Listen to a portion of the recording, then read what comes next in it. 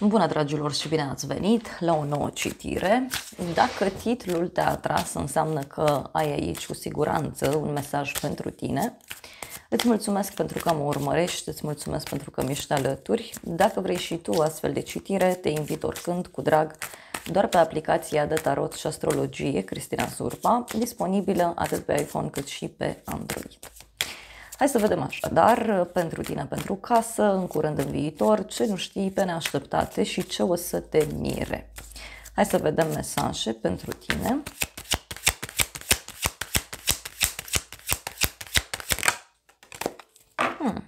A început citirea cu un as de bâte. La baza pachetului avem soarele și regele de bâte. O legătură cu zodia leu. Mai avem zodia berbec, săgetător.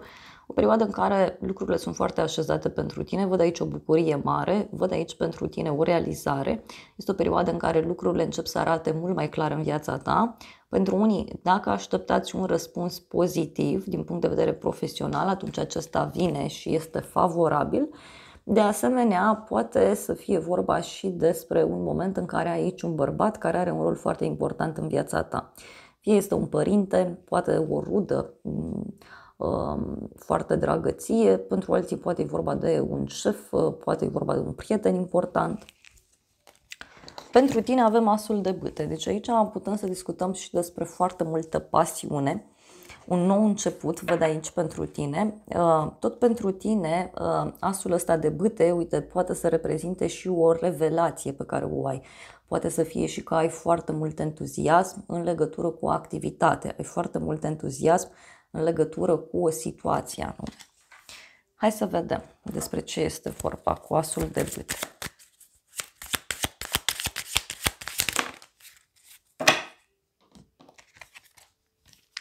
Nouă de monede, 2 de monede. O persoană aici care se simte sigură pe ea, poate să fie și că primești bani, dai bani la rândul tău, reușești să te stabilizezi din punct de vedere financiar.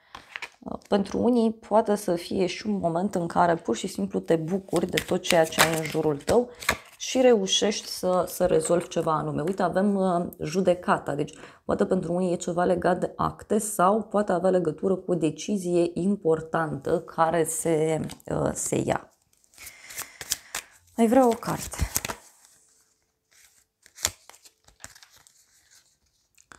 Șapte de cupe, magicianul. Poate să fie aici și o bucurie mare pentru tine, dar poate să fie și un moment în care te ocupi de mai multe lucruri în același timp sau poate avea legătură și cu o situație încurcată care acum își găsește soluția. Pentru unii e ca și cum simt că vouă vă place agitația asta, aglomerația asta.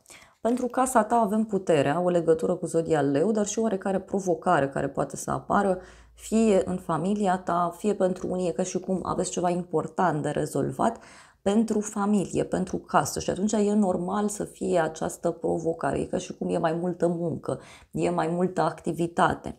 Pentru alții, de asemenea, putem să discutăm foarte serios și despre faptul că există aici și o persoană ușor orgolioasă. Hai să vedem pentru casa ta.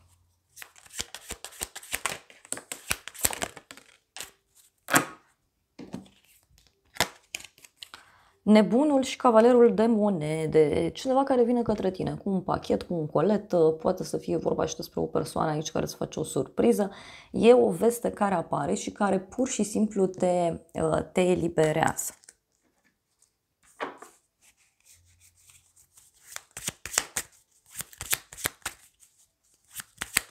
Mai vreau o carte. Marea preoteasă. O legătură aici, uite, cu o persoană misterioasă. Da? Poate să fie, uite, și un moment în care tu știi mai multe decât ceilalți și e nevoie să acționezi ca atare. Dar uite, eu văd aici o împlinire foarte mare, o fericire, o bucurie. Poate ceva ce e pe final. Fie discutăm de o casă, fie discutăm de o activitate în familie. Pentru alții, totuși, văd aici o împlinire foarte mare, o bucurie foarte mare. E ca un vis care devine realitate. În curând, regina de bâte, o conexiune cu o zodie de foc, berbec, leu, săgetător. În curând văd aici o conexiune cu o persoană foarte energică, pozitivă. Este vorba despre o persoană foarte entuziasmată, foarte sigură pe ea. De asemenea, în curând, poate să fie aici și o rivală, da? Pentru unii. Pentru alții, pur și simplu văd energia unei femei extrem de bine poziționate. Deci cineva care te încurajează, care îți dă vești bune. Mai vreau o carte în curând. 10 de spade, pajul de monede. În curând, un sfârșit. Ceva se închide, ceva se finalizează. Și uite, toată povestea asta cu pajul de monede are legătură și cu un examen. Are legătură cu o persoană mai tânără. Poate pentru unii este și un sfârșit, uite, într-o situație complicată. Văd aici pe cineva care are probleme cu legea sau o persoană care este sub o presiune foarte puternică. Mai vreau o carte.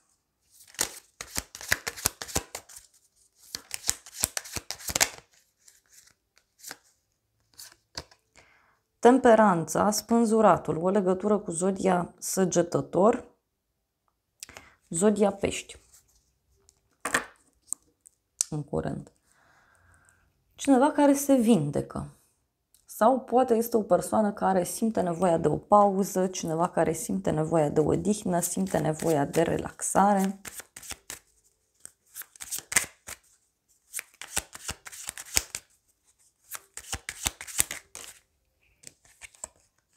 Soarele, o legătură cu zodia Leu. Deci din nou avem soarele. În curând văd aici totuși o bucurie foarte mare pentru tine. În viitor, 8 de monede. Da? În viitor, văd aici o persoană care studiază, da? Poate să fie și o persoană care muncește din greu, cineva care se concentrează foarte mult asupra detaliilor, poate să fie o muncă fizică pe care cineva o face, sau pentru alții putem să discutăm și despre energia unei persoane care e pe cont propriu. Multe mesaje în viitor. 6 de spade, 4 de spade și 3 de cupe. În viitor aici văd eu un drum, da? Un drum cu realizare. Fie e vorba de o veste bună pe partea profesională care ți aduce și bucurie, împlinire, fie pentru alții putem să discutăm și despre faptul că poți primi niște vești importante legate de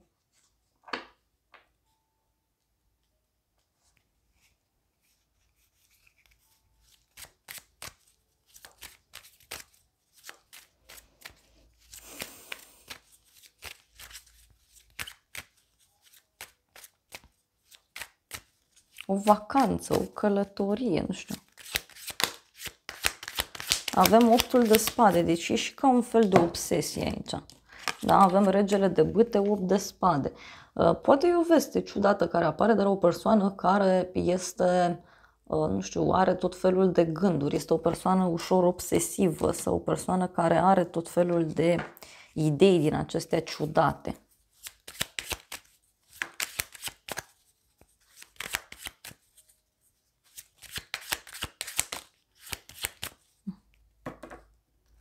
Dar, uite, ce văd eu, posibil un ajutor de la un bărbat din familia ta sau un bărbat din cercul tău de prieteni. Bun, ce nu știi tu, 9 de cupe, o bucurie foarte mare, o împlinire foarte mare pe care cineva o simte. Ce nu știi tu aici are legătură și cu o persoană care se simte bine în pielea sa, este o persoană care e foarte sigură pe sine. Ce nu știi tu? Ia să vedem. Regina de spade, 9 de spade, o legătură cu o zodie de aer, Gemeni, Balanță, Vărsător. Ce nu știi tu, uite, are legătură cu o femeie foarte dură, rațională, fie este o femeie care e singură, fie este o femeie care a trecut prin multe lucruri în viața sa, are o experiență foarte mare de viață. Pare ea mai dură, mai rea, dar pur și simplu este o persoană mai rațională, care e foarte stresată, are foarte multe emoții persoana asta. Ia uite, avem împărăteasa și 6 de bâte, o legătură cu zodia Taur, zodia Balanță. Poate să fie și că persoana asta e puțin stresată, fie legată de un proiect, fie legată de starea sa de bine, de confort. Pentru alții văd aici și pe cineva care se stresează puțin în legătură poate chiar cu partea financiară. Hai să vedem ce nu știi tu. Doi de cupe, 8 de monede. Două persoane aici care au discutat. Da? Fie legat de muncă, fie legat de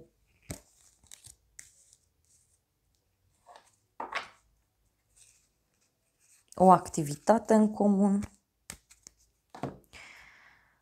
Hai să vedem ce spune acest oracol. Ce nu știi tu? Cineva care necesită timp.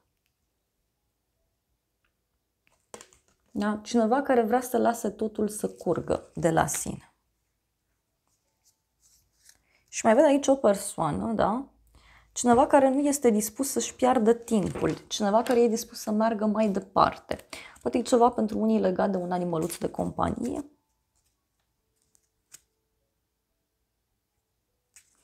Posibil să fie vorba și despre niște discuții pe care cineva le poartă în jurul vostru. Ia să vedem noi ce spune și acest oracol.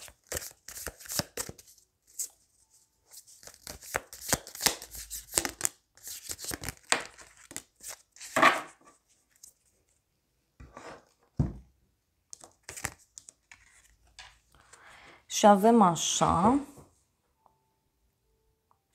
niște informații care te pot ajuta. Și avem aici o dezamăgire dintr-un anumit punct de vedere.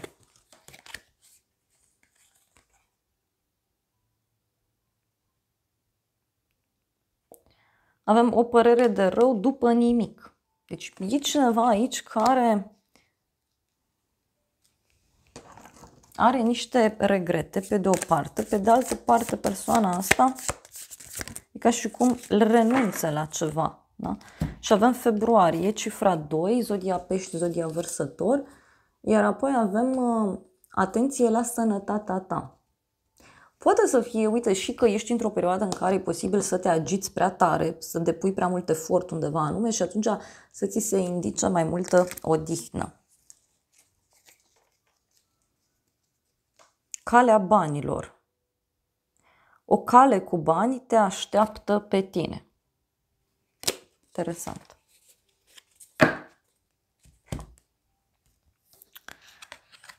Pe neașteptate, 4 de cupe. Pe neașteptate, o persoană obosită, plictisită. Este vorba despre o persoană care simte nevoia să se odihnească. Este vorba despre o persoană care simte nevoia să mai dea un pas în spate. Poate să fie și cineva care refuză un anumit lucru sau o persoană căreia ceva nu-i convine, ceva nu-i place.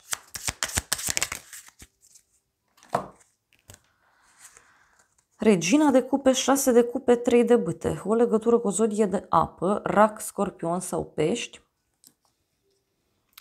Pe neașteptate, uite, o primă bucurie, o primă victorie.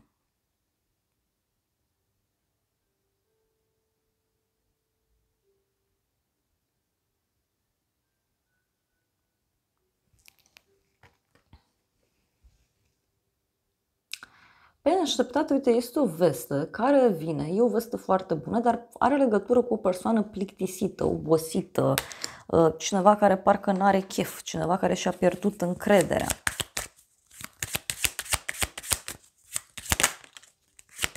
Avem îndrăgostiții pe neașteptate, îndrăgostiții și luna, o legătură cu zodia pești, zodia gemeni. Cineva care este teamă în legătură cu ideea de relație sau este o persoană care își face tot felul de gânduri, tot felul de planuri.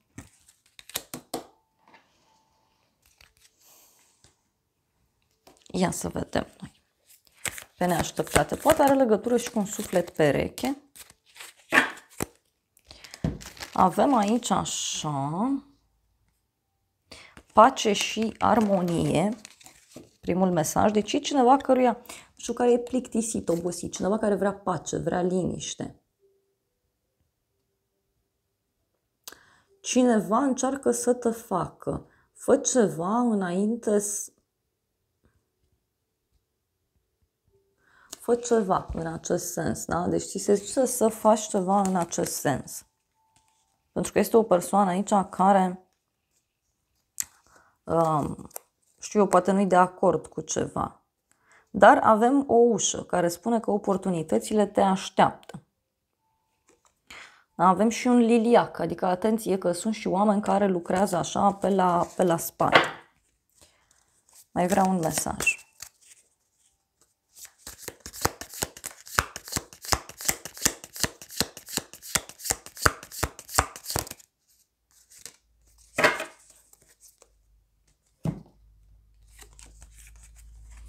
Avem bufnița, sfaturi înțelepte de la o persoană bună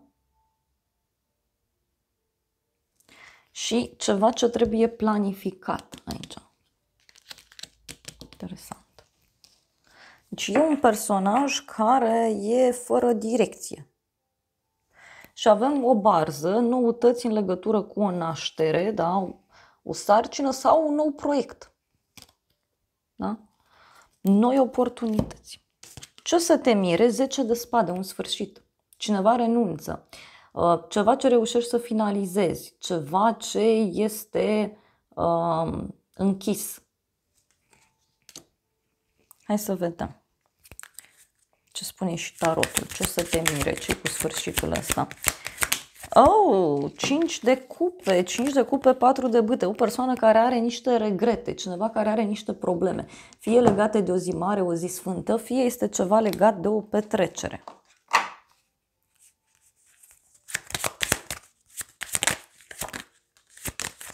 Asul de spade, 8 de bâte. O persoană foarte curajoasă, da? Cineva care spune lucrurilor pe nume, cineva care dă un mesaj, cineva care acționează într-un mod mai dur.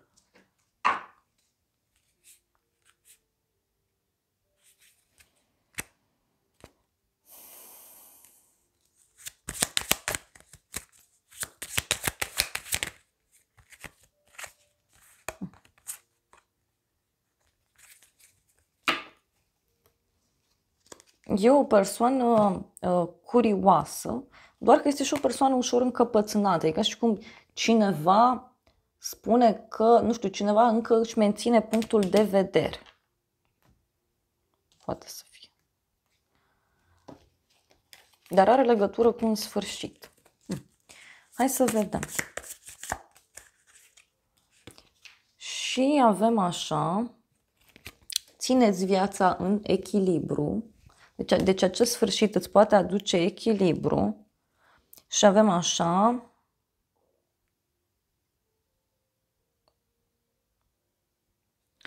o protecție pe care o ai tu în legătură cu ceva negativ, deci prin acest sfârșit. Deci am întrebat totuși cu ce are legătură. Avem niște probleme de familie, niște dorințe, da, din familie, da, deci ceva ce îți dorești împreună cu familia, toate astea devin realitate. Și avem o femeie sinceră, a negocia sau a intra în contact cu o femeie sinceră, cu părul deschis la culoare sau cu părul gri sau cu părul alb. Da? Deci este o femeie foarte sensibilă, foarte înțeleaptă. O să mai cer un mesaj din acest pachet. Ultimul mesaj, a ieșit dragonul. Da? Deci e o situație ușor tensionată, dar în care văd eu că reușești să dai la pace. E o dorință sinceră a cuiva care va fi respectată. Hai să vedem ce zice și oracolul.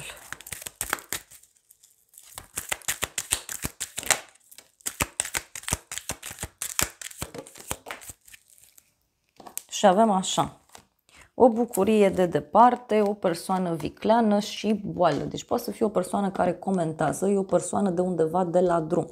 Sau o persoană care spune una și face alta.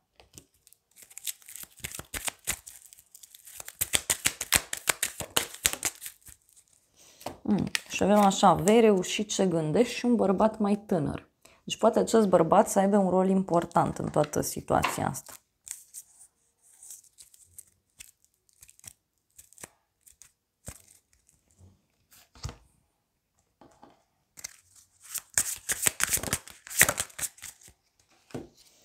Oracolul ăsta spune așa, accelerare, accelerează puțin rezultatul pe care tu îl dorești sau cineva care vrea să accelereze ceva și avem profunzime. Uită-te în profunzime și descoperă scopul din sufletul tău, da? Din această relație. Poate să fie ceva care a fost karmic, da? Fiecare și-a învățat lecția, fiecare și-a luat ceea ce a meritat și acum lucrurile se pot închide. Uite, timpul, da? Deci lasă timpul să vindece toate aceste lucruri. Ceva ce trebuie lăsat deoparte. Da? Și avem putere, puterea dragostei este precum un magnet care atrage sufletele împreună. Și aici e vorba de o iubire din altă viață.